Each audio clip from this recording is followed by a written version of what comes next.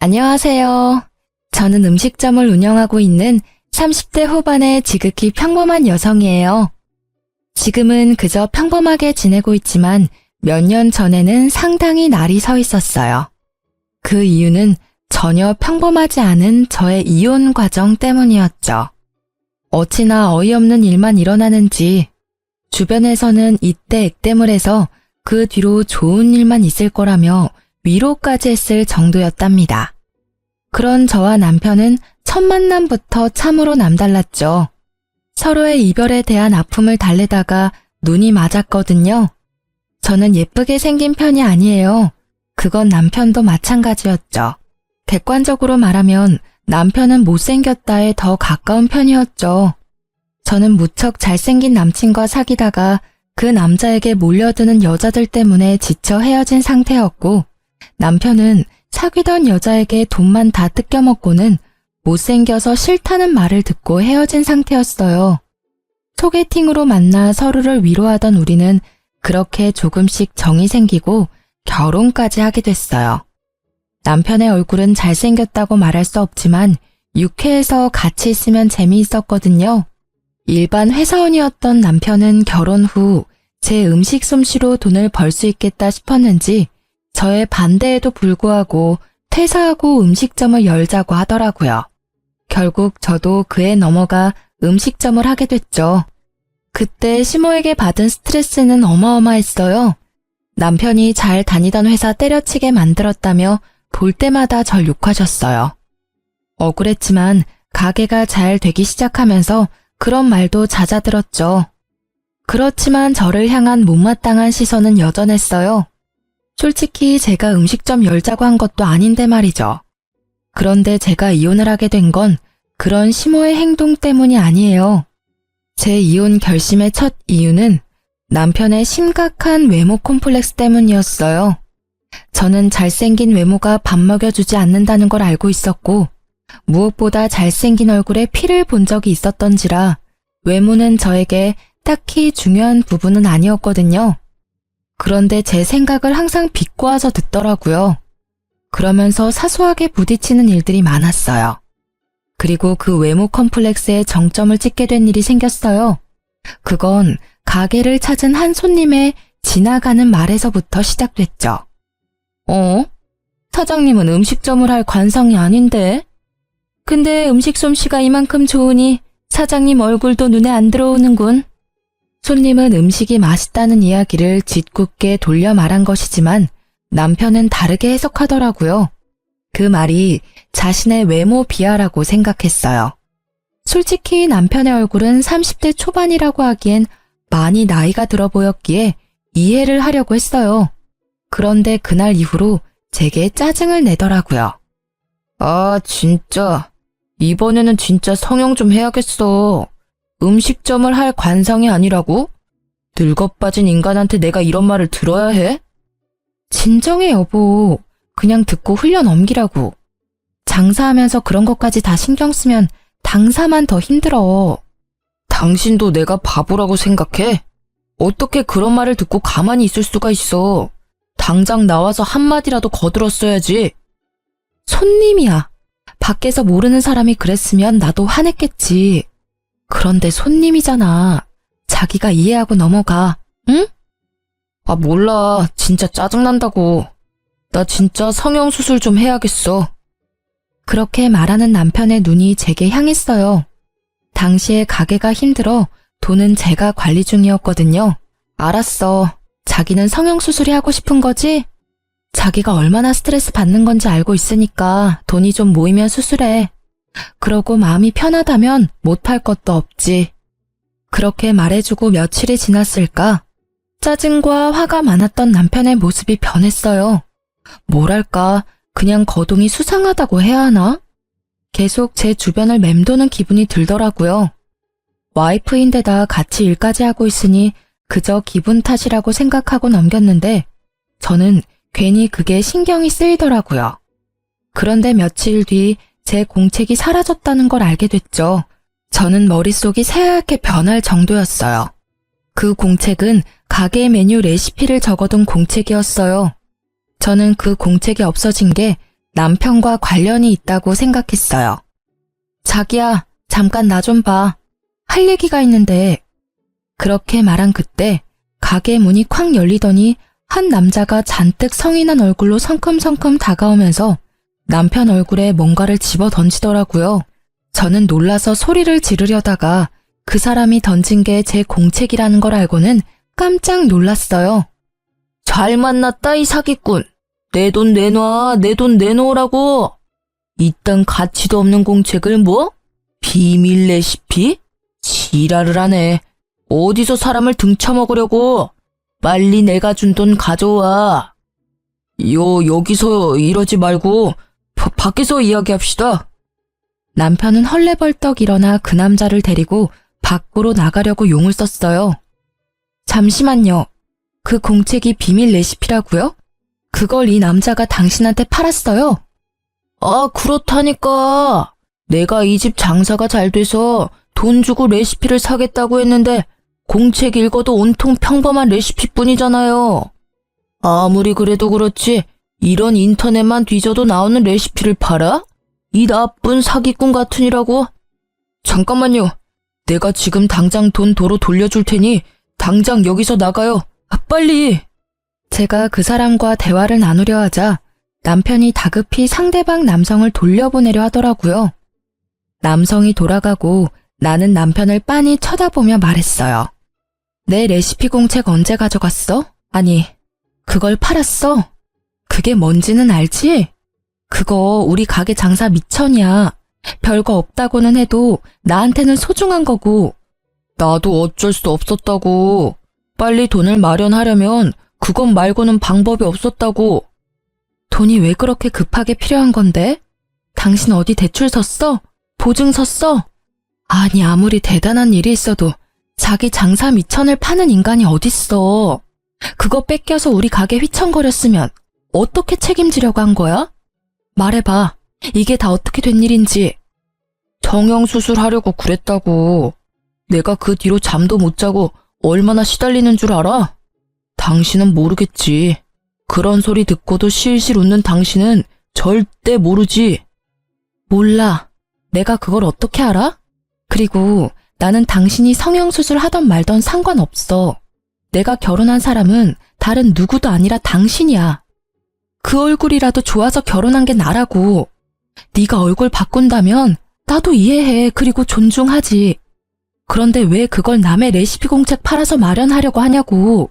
당신이 벌어서 수술하면 되잖아. 적어도 가게 날리는 선택은 하면 안 되지. 장사할 때 레시피가 얼마나 중요한지 몰라서 그래? 당신한테는 그 장사 미천이 제일 중요하겠지. 나는 안 그래. 나한테는 내 인생 자체가 걸린 문제라고. 우리 가게에서 웃는 손님들이 내 외모 보고 웃는 거 내가 모를 줄 알아? 다들 그렇게 실실거리면서 나 쳐다보고 진짜 죽겠다고. 당신이 나를 이해 못하는 거야. 왜 매번 이런 식으로 나를 물먹이는데? 누가 물을 먹였다고 그래. 물 먹을 뻔한 건 나거든? 다 이해한다고. 당신 성형하고 싶으면 해. 내가 바짓가랑이라도 잡고 말렸어?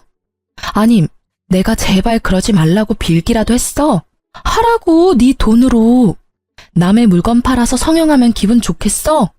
제 말에 할 말이 있을 턱이 없었던 남편은 입을 꾹 다물고 폰을 만지작거리더라고요. 가만 보니 아까 돌아간 남자에게 받았던 돈을 돌려주려고 계좌이체를 하는 모양이었어요. 그리고 그 일이 있은 후부터 남편은 저를 냉혈한 사람으로 몰기 시작하더라고요. 나한테 중요한 일이면 당신한테도 중요한 일이라고 생각했어. 내가 잘못 생각한 거지. 다 자기 살고 싶은 대로 사는 거지. 나만 답답하지. 어휴, 당신은 나보다 그 레시피가 더 중요하지? 그럼 왜 나랑 결혼했어? 그냥 레시피랑 결혼하지. 그걸 말이라고 해? 그 공책에는 내 비법과 시행착오들이 고스란히 들어가 있거든? 제발 애 같은 짓 좀 그만해. 내가 너랑 결혼을 했는데 도대체 누구한테 잘 보이려고 성형을 하려는 거야? 나한테만 잘 보이면 되는 거 아니야? 사실 레시피에는 비법 같은 건 적혀 있지 않았어요. 제 비법은 저의 휴대폰 안에 저장되어 있었죠. 하지만 남편의 행동을 보고서는 그 사실을 절대 알려주지 않아야 되겠다고 생각했어요. 혹시라도 나중에는 제 폰을 갖다 팔아버릴지도 모르니까요. 어쨌든 제 말에 남편은 아무 말도 못했어요. 입이 10개라도 할 말이 없는 게 정상이죠. 그 모습이 마음에 걸려서 저는 한마디 해줬어요. 가게 잘 돼서 돈이 좀 모이면 수술비 지원해 줄게. 그때까지만 참아. 알겠지? 결국 이 말을 듣고서야 남편의 얼굴이 좀 펴지더라고요. 제가 말은 그렇게 했지만 참 어이가 없었어요. 지금 우리 처지에 장사가 잘 되는 것보다 더 중요한 게 어디 있나요? 입에 풀칠이라도 해먹고 살아야 외모 치장도 하는 법인데 그저 자기 외모에만 신경 쓰는 남편에 대한 신뢰가 완벽하게 사라지게 된 사건이었죠. 그렇게 한바탕 사건이 지나가고 남편은 무척 열심히 일했어요. 가게가 점점 잘 되기 시작하니 자리를 잡기 시작했죠. 단골들도 생기고 무엇보다 남편은 성형을 위한 자금을 차곡차곡 모아가고 있었죠. 그런데 언제부터인가 친구와의 약속을 이유로 늦게 들어오는 일이 생기게 됐어요. 요리를 직접 하는 사람은 저였으니 남편이 없을 때는 알바생이 일을 많이 도와줬어요. 그 사람 하나 없다고 가게가 안 되는 건 아니지만 그게 여러 번 쌓이는 걸 보니 뭔가 있나 싶기는 했어요. 이때는 솔직한 말로 남편에게 여자가 생길 거라는 생각을 단 한 번도 해본 적이 없었던지라 별 생각 없었어요. 남편이 못생겨서 그런 생각을 한 것은 아니에요. 다만 그 사람은 예전에 외모를 이유로 차인 이후로 여자에게 먼저 다가가는 것을 그리 좋아하지 않거든요. 그래서 별 신경 쓰지 않았죠. 그보다 더 신경 쓰이는 일이 매장에 생겼거든요. 어떤 한 여자가 거의 매일같이 가게를 찾는 거예요. 그것도 딱 남편이 없을 때만 골라서요. 저는 이상한 기분이 들었어요. 그 이유는 그 여자의 행동 때문이었어요. 사람 기분 나쁘도록 저를 쳐다보는 일이 많았고 이상하게 우리 가게에 관심이 많은 듯 여기저기 조심성 없이 훑고 다니더라고요. 저는 혹시 남편이 가게를 팔려고 내놨나 싶은 생각까지 했죠. 그 당시에 남편의 신뢰는 거의 바닥이었거든요. 레시피를 팔려고 한 적이 있는데 가게인들 못 팔겠어요? 그래서 그걸 의심했는데 그건 아닌 것 같더라고요. 그리고 일주일쯤 가게를 둘러보던 여자가 제게 말을 걸더라고요. 저기요, 아줌마. 잠시 할 이야기가 있는데요. 이때쯤엔 아줌마 소리에도 익숙해진 터라 별 생각 없이 네 손님 하고는 그 앞에 앉았죠. 점심시간도 훌쩍 지났고 저녁시간으로는 아직 이른 시간이라 손님이 없었기에 이야기를 들어주기로 했어요. 딱 보니 저와는 정반대의 삶을 사는 사람 같더라고요.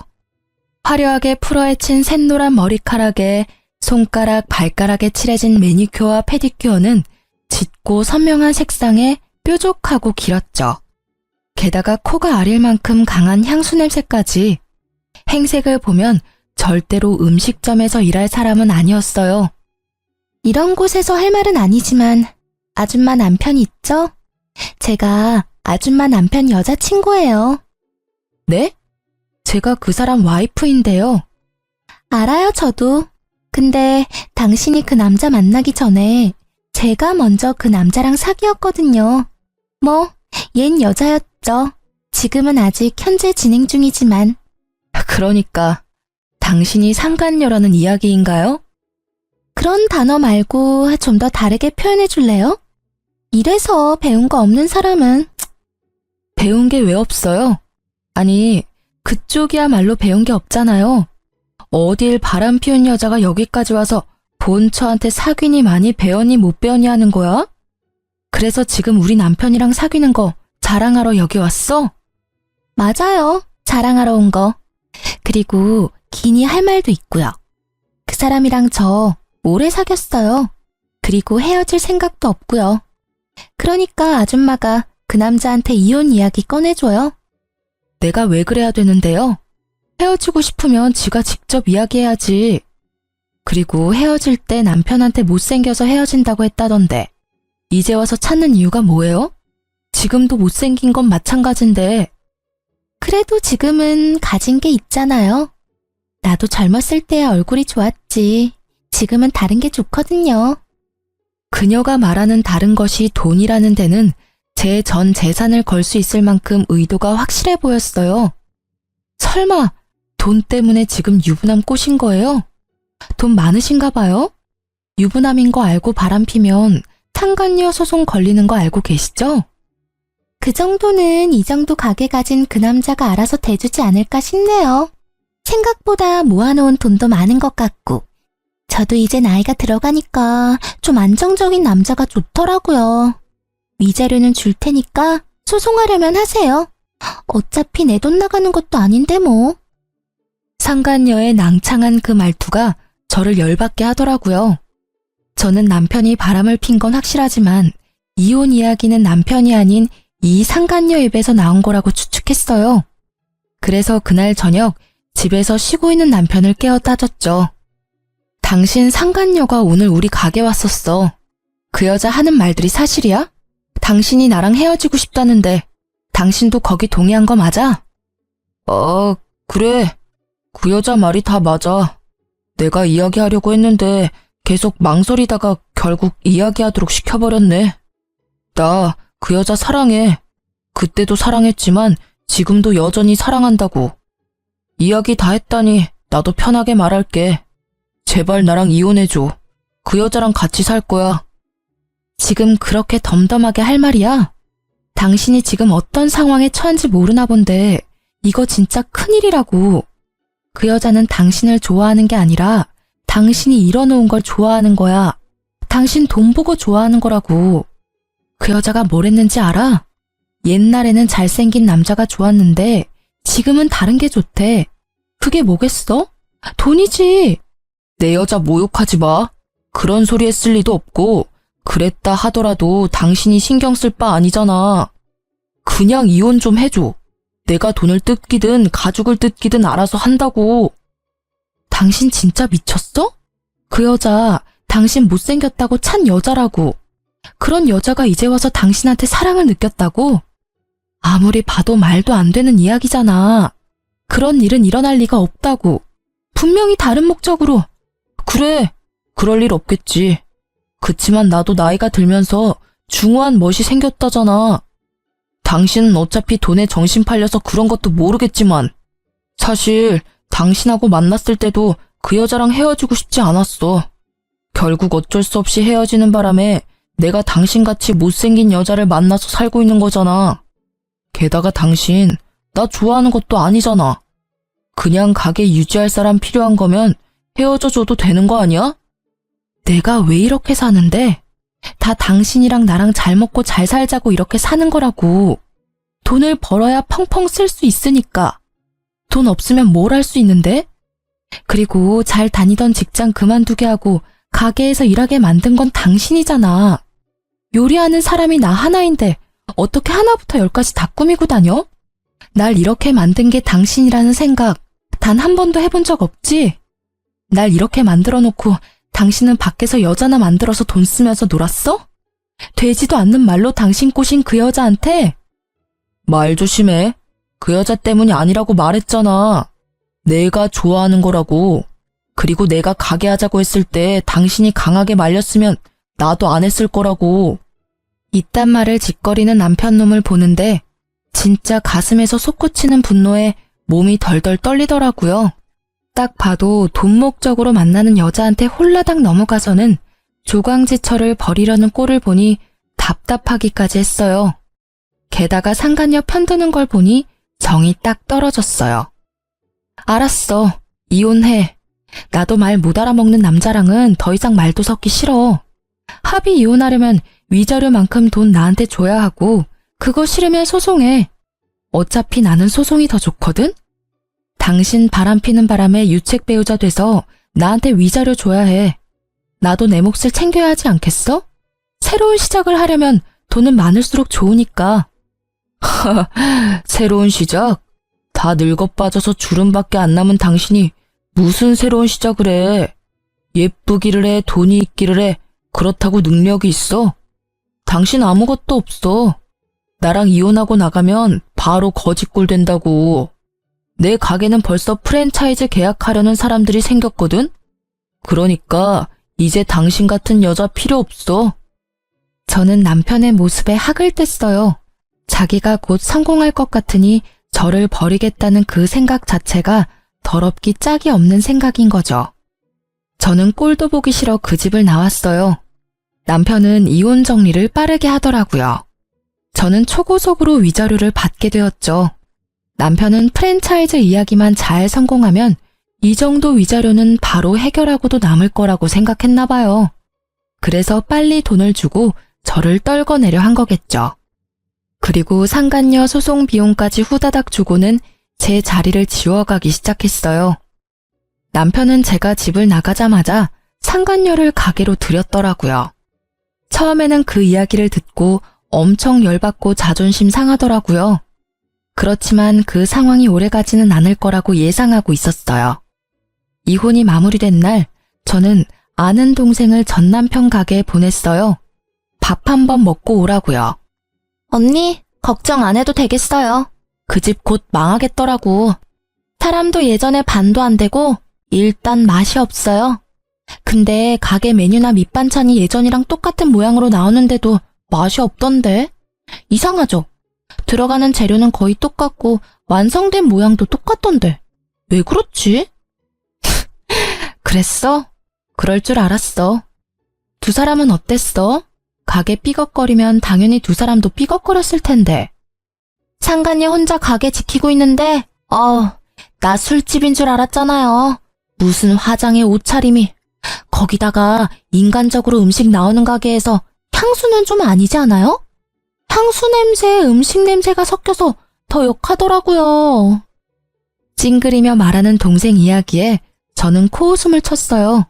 걱정 안 해도 잘 망해가고 있네. 나도 이제 슬슬 새 직장 찾아봐야겠어. 받은 건 많지만 일을 안 할 순 없으니까. 그렇게 이야기하고 며칠이 지났을까요? 집에 있는데 누가 배를 누르더라고요. 전 남편과 상간녀가 있더라고요. 표정이 참 험악해서 저는 그들을 데리고 근처 카페로 갔죠. 당신 진짜 레시피 어쨌어? 왜 남의 레시피를 자기 것처럼 찾아? 어이가 없네? 나한테 맡겨놓은 거라도 있어? 아니, 우리 음식점 레시피를 왜 당신이 갖고 있냔 말이지. 맛이 다르다고 손님들이 화를 내잖아. 가게에 무슨 짓을 한 건데? 아, 웃겨. 손맛이 다른 거겠지. 그걸 왜 나한테 와서 따져? 레시피 다 알고 있었던 거 아니야? 저번에 레시피 팔려고 했을 때 다 봤을 거 아니야. 제 말에 남편이 무언가를 테이블 위에 던지듯 보여주더라고요. 딱 보니 제 레시피 복사본이더라고요. 역시 제 레시피를 빼돌린 거였죠. 그대로 만들었는데 맛이 없으니까 하는 말이지. 너 나 속였지? 진짜 레시피는 어쨌어? 너 때문에 우리 가게 망하게 생겼거든? 당연히 맛이 없었겠죠. 그 레시피는 반쪽짜리고 제 비법 소스 내용은 제 폰 안에 고이 저장되어 있으니까요. 비법 소스가 없으면 인터넷에 자주 올라오는 레시피일 뿐이거든요. 그러니 점점 손님이 줄어들고 인기가 줄어가는 거예요. 그러니까 그걸 왜 나한테 따지냐고. 레시피도 잘 도둑질 해갔으면서 나한테 와서 왜 음식 맛이 다르냐고 묻냐고. 네 가게잖아. 네가 그 이유를 알지 내가 어떻게 하냐고. 전 남편은 제 말에 답을 못 하더라고요. 자기들끼리 가게를 하기로 했으면 지들끼리 알아서 해야지. 왜 이혼한 전처한테 찾아와서 이 난리냐고요. 잠깐. 그러고 보니 아줌마가 우리 가게 댓글에 별점 테러한 거 아니야? 맛이 변했다면서 글 쓴 사람들 당신이 사주했지? 이보세요 상간녀 씨. 없는 이야기 지어내는 거 무고죄인 거는 알고 있죠? 저는요. 당신네 가게가 망하든 말든 상관없어요. 어차피 망할 거라는 걸 알거든요. 맛이 다르다는 건 진짜겠죠. 제 레시피 공책은 그거 하나만 있는 게 아니거든요. 그러니까 그쪽 분들은 반쪽만 갖고 있는 거죠. 예의도 없이 계속 반말하는 상간녀의 말에도 저는 최대한 이성을 유지하려 했어요. 그런데 상간녀의 말에 이성이 뚝 끊기더라고요. 이거 봐. 진짜 레시피 숨겨놓고 안 준 거네. 이 사기꾼 같은 년이 그걸 훔쳐갔어? 그거 우리 가게 레시피거든? 말은 똑바로 해야지. 너희 가게? 웃기고 자빠졌네. 그게 왜 니네 거야? 내가 알아내고 내가 연습해서 얻어낸 게 왜 니네 건데? 그리고 너 그 가게에서 네가 한 일이 뭔데? 너가 그 가게에서 한 거라고는 레시피를 팔고 바쁜 시간에 상간녀 만나서 히덕거리는 것 뿐이었거든? 그런 주제에 감히 레시피를 내놓으라고? 이 정신 나간 것들이 바쁜 사람 불러내서는 말 같지도 않은 말을 짓거리고 난리야. 그리고 그렇게 열받으면 법대로 해. 내가 만든 레시피가 내 것인지 바람난 너희 것인지. 제가 나중에 알아보니 상간녀가 요리를 못해서 주방장을 들였더라고요. 그것도 인건비가 낮은 경력이 얼마 안 된 어린애를 고용해서 제 레시피대로 만들도록 지시했답니다. 당연히 반쪽짜리 레시피를 만들다 보니 음식 모양은 똑같은데 맛은 떨어지는 일이 발생했던 거죠. 나한테 와서 따지지 말고 사랑하는 두 분이서 알콩달콩 맛있는 음식 개발에 집중하는 게 어때? 아, 사랑 노름에 빠져서 가게는 눈에 들어오지도 않지? 근데 분명히 나랑 이혼하면서 프랜차이즈 문의 왔다고 하지 않았어? 잘 되고 있는 거야? 뭐 여기까지 와서 나한테 이렇게 따지는 거 보면 말 안 해도 뻔하지. 저의 한껏 비꼬는 말에 전 남편은 답도 못하고 노려보기만 하더라고요. 그러게 마음을 좀 곱게 썼어야지. 너 마음 가는 대로 행동한 일이니까 네가 다 감수하는 것도 당연한 거야. 다 예상하고 이혼하자고 한 거 아니야? 웃기지도 않아 정말. 다음부터 이런 이야기 할 거면 불러내지 마. 저는 냉정하게 말했어요. 두 사람이 제게 온 이유는 알겠더라고요.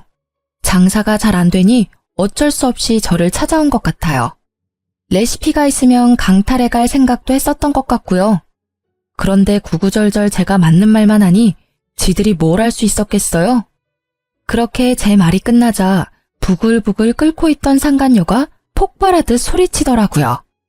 처음부터 레시피를 네가 개발한 것도 아닌데 날 속였어? 그래놓고 장사하자고 나한테 꼬신 거야? 너 진짜 아무것도 없잖아 지금. 아무것도 없긴 뭐가 없어. 너 나 좋다며. 좋아하니까 내가 하자는 대로 다 해주겠다며. 그리고 그 가게 운영하겠다고 한 건 너야. 네가 나더러 가게도 못 나오도록 만들었잖아. 내가 사장인데. 네가 얼굴 보이면 손님들이 가게 오겠어? 그것 때문에 가게 얼굴 들이밀지 말라고 이야기한 거잖아. 당신 얼굴 보면 있던 밥맛도 다 떨어진다고. 뭐? 그 전에는 아무도 그런 말 안 했어. 다들 밥만 잘 먹고 돌아갔다고. 당신이 홀을 제대로 못 보니까 손님이 떨어진 거겠지. 어디서 나한테 다 뒤집어 씌우는 건데? 다 네 탓이니까 이럴 줄 알았으면 너 같은 거 꼬시지 않는 건데. 막판에 괜찮은 놈 잡아보려다가 이게 무슨 날벼락이냐고. 가게 매출이 어마어마하다며. 나 먹여 살릴 수 있다며. 근데 이게 뭐냐고. 매일매일 손님은 줄고 돈만 계속 나가잖아. 왜 그게 내 탓이냐고. 엄밀히 따지면 이 가게에 바뀐 건 너뿐이잖아. 그럼 네 탓이지. 언제는 내가 가게에 있어서 좋다며. 못생긴 여자 있을 때보다 화사하고 좋다고 할 때는 언제고. 이제 와서 왜 그딴 소리 하는 건데? 따지고 보면 네가 레시피도 제대로 알지 못하면서 마누라랑 이혼한 게 잘못 아니야? 그 마누라랑 이혼하라고 메일 쪼았던 게 너잖아. 두 사람의 대화를 들으니 얼마나 웃긴지. 저는 마치 개그 프로그램을 보는 것처럼 느긋하게 구경해줬어요. 마지막에 들리던 말에 완전 빵 터졌죠. 내가 미쳤지. 못생긴 놈 꼴값 한다더니 내가 너 돈 없으면 옆에 뭐하러 끼고 살아? 얼굴만 보면 혈압 오르는데 돈이라도 있어야 그 얼굴도 봐줄만 할 거 아냐? 그 말을 듣고 있는 전 남편의 표정이 와그락 일그러지는 걸 보며 저는 통쾌한 기분을 느꼈어요. 그래, 상간녀랑 사귀면서 그렇게 싫어하던 외모 지적 많이 받고 살겠네 하는 생각이 들었거든요. 나중에 오며 가며 슬쩍 봤는데 가게는 텅 비어 있었고 두 사람이 같이 있는 날은 거의 없더라고요. 거기에는 전 남편 혼자만이 자리를 덩그러니 지키고 있더라고요. 저는 그걸 보며 이혼 소송이 빨리 마무리돼서 천만다행이라고 생각했어요. 가게가 저런 꼴이었으면 돈도 안 줬을 테죠. 그나마 가게가 잘 될 거라고 예상하고 그 이득을 나누지 않으려고 빨리 위자료 준 게 저에게는 도리어 이득이었죠. 저는 이제 새 삶을 찾아야 했어요.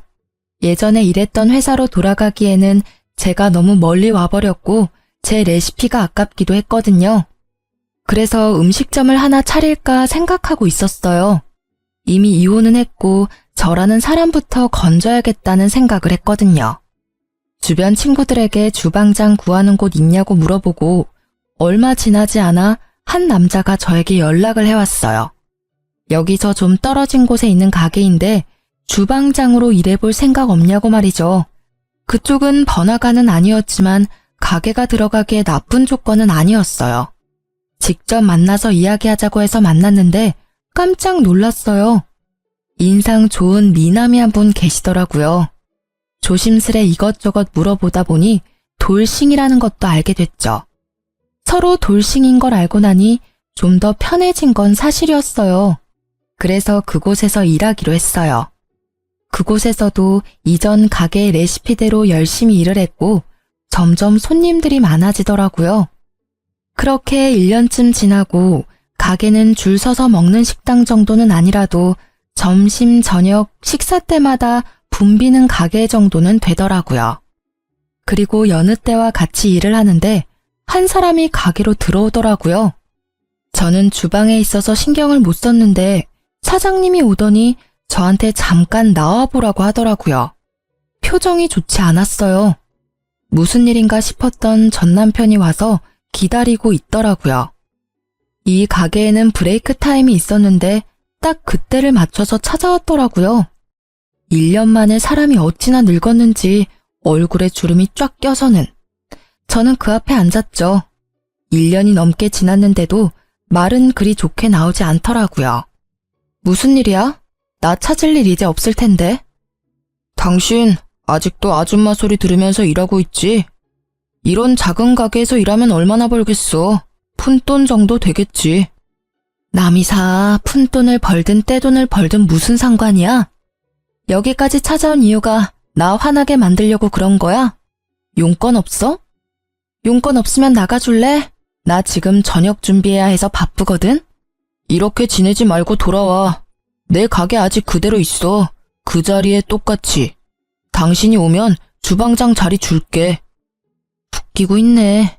지금 일 잘 다니고 있는 사람한테 뭔 소리야? 거기 이제 소문나서 손님도 별로 없다는데. 이렇게 예쁘지도 않고 돈도 없고 능력도 없는 여자 데려다가 뭐에 쓰려고?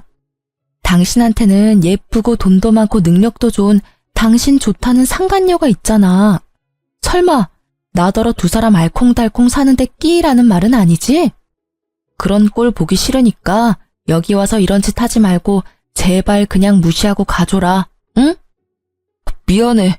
진짜로 내가 다 잘못한 것 같아. 당신만큼 나 이해해주고 보듬어준 사람도 없는데 내가 왜 그랬나 싶어. 진짜로 시간을 되돌리고 싶다고. 당신이 말한 그대로였어. 그 여자 심지어 나를 좋아한 것도 아니었다고. 통장에 있던 돈에다가 대출까지 내 이름으로 쓰고는 도망갔어. 그 돈 내가 성형수술 하려고 모아놓은 돈인데 그걸 홀라당 다 가져갔다고. 게다가 프랜차이즈 내는 것도 음식 맛이 이렇게 다르면 자기들도 좀 생각해봐야 할 것 같다고. 그런 식으로 여기저기 있던 일들도 완전 무산돼서 가게도 곧 망할 것 같아. 아니, 망한 것 같아. 구구절절 말하는 걸 들어보니 참으로 딱하더라고요. 제가 한 말이 그대로 들어맞았으니까요. 그때 내가 말했지? 그 여자 그럴 의도로 당신한테 접근했다고. 내가 그때 말할 때는 믿지도 않더니 이제 당하고 보니 내 생각이 났어? 근데 어떡하지? 내 눈에는 당신이나 그 여자나 똑같아 보이거든. 돈 좀 벌고 여자한테 눈 멀어서 바람난 당신이나 돈 노리고 당신한테 다가와서 다 들고 튄 그 여자나 다를 게 뭐가 있어? 나는 그 여자를 사랑했다고. 그런 내 마음을 배신한 거야. 내 어디가 그 여자랑 똑같다는 거냐고. 당신은 나를 배신했잖아. 왜? 네 사랑에 눈이 머니까 남의 마음 사정에는 신경도 안 쓰였니? 대단해. 사랑 타령하면서 나한테서 다 뺏어간 게 넌데 자기는 그 여자랑 다르게 생각한다는 걸 들으니까 좀 소름 끼치네? 안 그래? 나한테는 너도 충분히 나쁜 놈이야. 유부남이 사랑 타령이라니 그것도 제 마누라가 아닌 상간녀한테. 그 사실이 잘못됐다는 걸 모르는 것도 참 딱하고. 그러니까 지금 사과하잖아. 미안하다고. 잘못했다고 하잖아. 당신이 화내는 건 알겠는데 내 사정도 이해해줘. 응? 당신도 솔직히 여기서 아줌마 취급 당하면서 힘들게 사는 거 싫잖아. 내가 당신 사모님 소리 듣게 해줄게. 응? 미안한데. 저는 남편의 말을 끊으려고 했지만 제 어깨에 손을 얹는 부드러운 손길에 입을 닫고 제게 다가온 남자를 쳐다봤어요. 이 가게의 사장이었어요. 여보, 저녁 준비는 내가 해놓을 테니까 대화 잘 끝내고 와요. 오해가 상당히 많이 쌓인 것 같으니까 깨끗하게 잘 풀어서 다시는 찾아오지 않도록 하는 게 좋을 것 같아. 그리고 제 현재 남편이기도 했죠. 제가 이 남자와 결혼한 건 6개월쯤 됐을 때였어요. 저는 이 잘생긴 남자의 고백을 곧이곧대로 받아들일 수 없었지만 이 남자는 끝까지 저를 설득시키더라고요. 자신은 그런 사람과 다르다고 한 가지 분명하게 약속할 수 있는 건 절대로 바람은 피지 않고 다른 여자 쳐다도 보지 않겠다는 말을 하며 저를 설득했죠. 저는 한결같은 마음에 반해 사귀기로 했고 함께하는 시간이 많아질수록 서로에 대한 이해가 깊어지며 좋은 사이로 발전하게 됐죠. 누가 봐도 잘생기고 환칠한 남자가 제게 여보라고 부르니 전 남편의 얼굴이 엄청나게 놀라는 걸 확인할 수 있었어요. 여보? 당신 결혼했어? 나랑 헤어진 지 얼마나 됐다고 결혼을 해? 무슨 헛소리인지 모르겠네. 나는 엄연히 법적으로 이혼을 한 여자라고. 너하고의 사이에서 온갖 정이 다 떨어져서 이혼한 사람. 내가 왜 너 생각해서 재혼을 못해?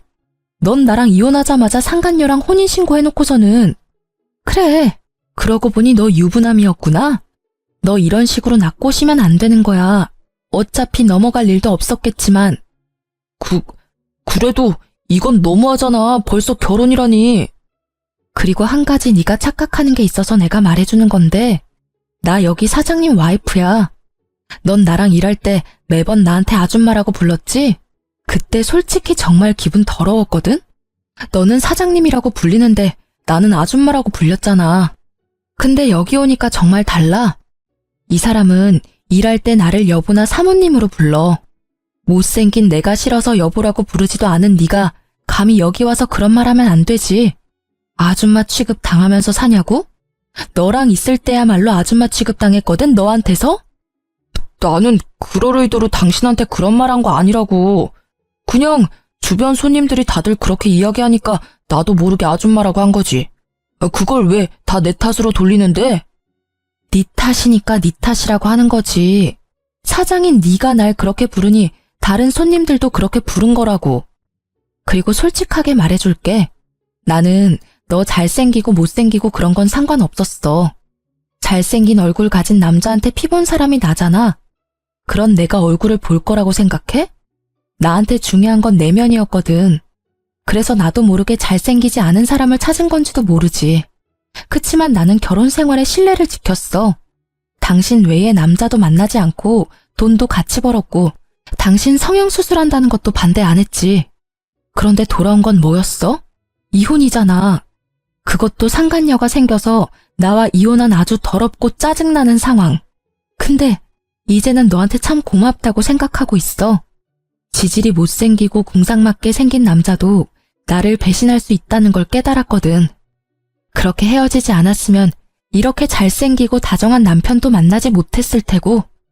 못생기고 궁상맞게 생겼다고? 너 지금 말 다 했냐?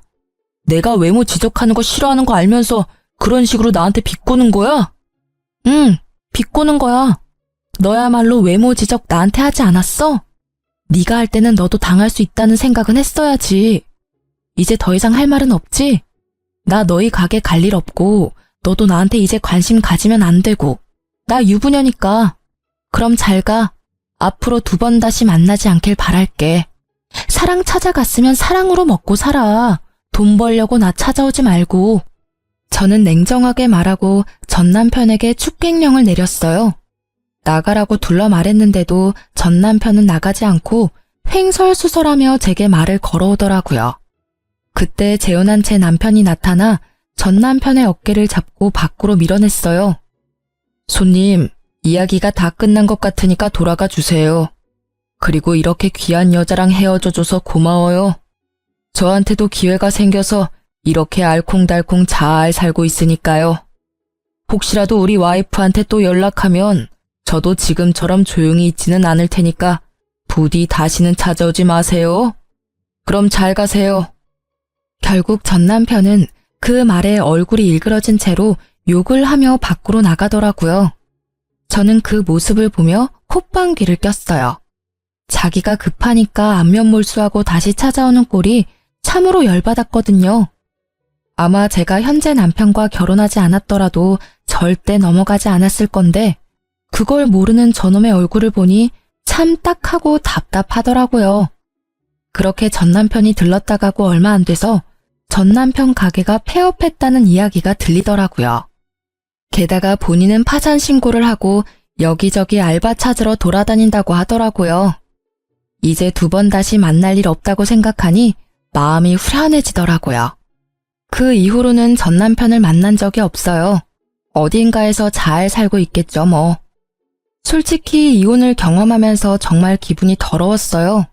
남편의 외도가 원인이라는 건 정말 저에게는 자존심에 상처를 입히는 일이었거든요.